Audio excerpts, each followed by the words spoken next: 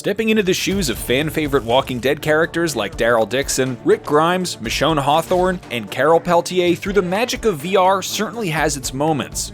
The Walking Dead Onslaught doesn't offer nearly as nuanced an experience as its spin-off counterpart Saints and Sinners from earlier this year, but by focusing much more on the action and channeling popular elements of AMC's TV series, it aims to scratch a different itch altogether.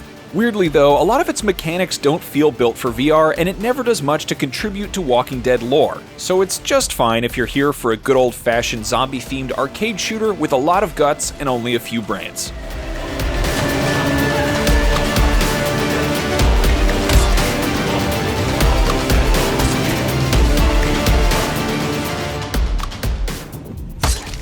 The developers at Survios don't waste any time getting the action going. From the very first moment, Onslaught plops you into a rescue mission, hands you a hefty gun, and shows you a nice big shambling herd of walkers to shoot at.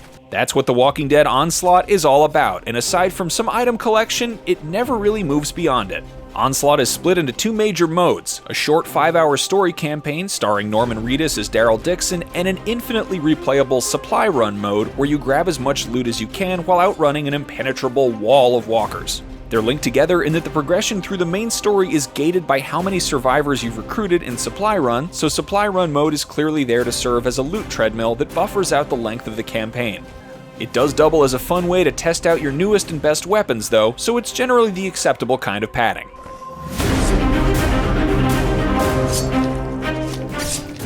The key is that Survios has made walkers genuinely fun to kill. You can grab them by the neck and go with the old 1-2 face stab, or you can shoot them until their limbs fall off. Either way, there's usually a lot of them around you at once, and the simple action of pushing through an entire swarm of them can get the old heart pumping at the best moments. That said, this is no survival game, and because of that, it never really builds up any meaningful tension or dread. While Saints and Sinners makes you worry about your weapons breaking down or ammo running out at the worst possible time, scarcity isn't a problem in Onslaught. You have a room full of zombies to clear, and that's about it. Onslaught attempts to offset that by making your guns feel underpowered, to the point where you can unload several bullets into a walker's head only to have them get back up again if you're on higher difficulty levels. That's pretty annoying and doesn't feel true to the way walkers work on the show. Worse still, the reload process feels archaic and janky. Instead of the traditional and satisfying interactivity of manually inserting a magazine and pulling back the slide, you just push a button and watch an animation in which your character does it for you at their own glacial pace. It looks okay, but it really slows down the natural pace of ranged combat we see in most VR shooters. Partially because of that, melee weapons end up being some of the most powerful and useful in Onslaught. At any difficulty level, the toughest walkers go down with a single well-placed thrust to the nasal cavity. Since weapons don't break and there's no stamina system, it's entirely possible to clear a room of walkers by hastily stabbing your way through it. Kebabs, anyone?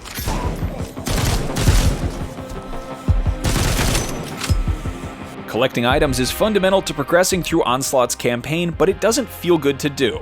To pick up an item, you simply point and tap the trigger button to make it disappear into an invisible inventory slot. That's something that's expected in a traditional game, but really hurts the immersion in VR. It makes Onslaught's world feel static by comparison to what we've come to expect after experiencing games like Saints and Sinners and Half-Life Alyx. To its credit, it's great that the items you collect have some interesting uses. You can spend resources on upgrades for Alexandria, which serves as the primary hub town. It's modeled exactly as it appears on TV, with some good attention to detail, right down to the row of townhouses and that one solar panel. The upgrades that you buy there can generously improve crucial stats like your max health and how much ammo you find, making them well worth the cost. And it's a nice touch to see the buildings change as you improve them. On top of that, you can invest in upgrading your weapons and making them even more satisfyingly deadly. All of this looks and sounds just fine for a VR game in 2020, but the character performances and writing are mostly lackluster and stale. Without ruining anything, Onslaught doesn't seem to have that much to say or add to the Walking Dead TV universe, and there are plenty of times where the delivery of its inconsequential story feels uninspired. The best writing easily goes to Eugene, played by the show's Josh McDermott. His awkward one-liners are as consistently well delivered as fans will expect from it. There, I heard one hell of a cacophonous crash. Everything hunky-dunky on your end?